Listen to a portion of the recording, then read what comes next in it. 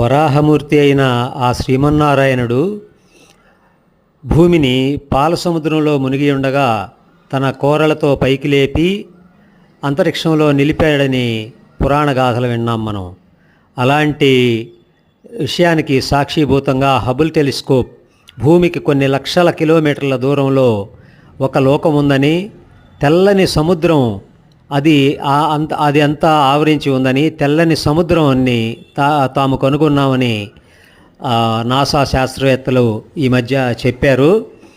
అదే పాల సముద్రం మనకి కొన్ని లక్షల కిలోమీటర్ల దూరంలో ఉంది. అతి పెద్ద లోకం అది. భూమికి కనీసం 10 రెట్లు పైనే ఉంటుందని అంచనా వేస్తున్నారు.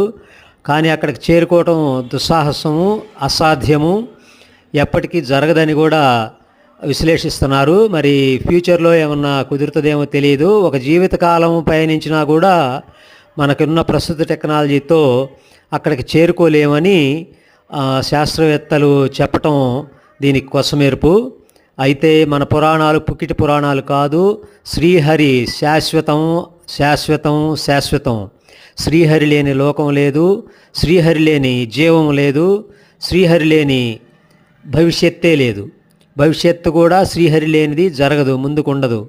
కాబట్టి అందరూ కూడా మన శ్రీహరిని ధ్యానం చేసి ఆయన భక్తిని మనం ప్రపంచవ్యాప్తం చేసి, ఇప్పుడు రష్యా దాదాపుగా 60% హిందూ మతాన్ని నమ్ముకుంటున్నారు, హిందూ దేవుళ్ళను కొలుస్తున్నారు. అలానే ప్రపంచమంతా కూడా హిందూయిజం అయిపోవాలి, హిందూ దేవుళ్ళని గొప్పతనాన్ని తెలుసుకోవాలి.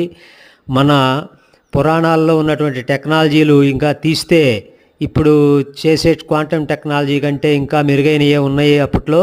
అవన్నీ కూడా మనం తెలుసుకొని ఇప్పుడున్న క్వాంటమ్ టెక్నాలజీ కంటే మెరుగైన టెక్నాలజీలు అప్పట్లో వాడారు.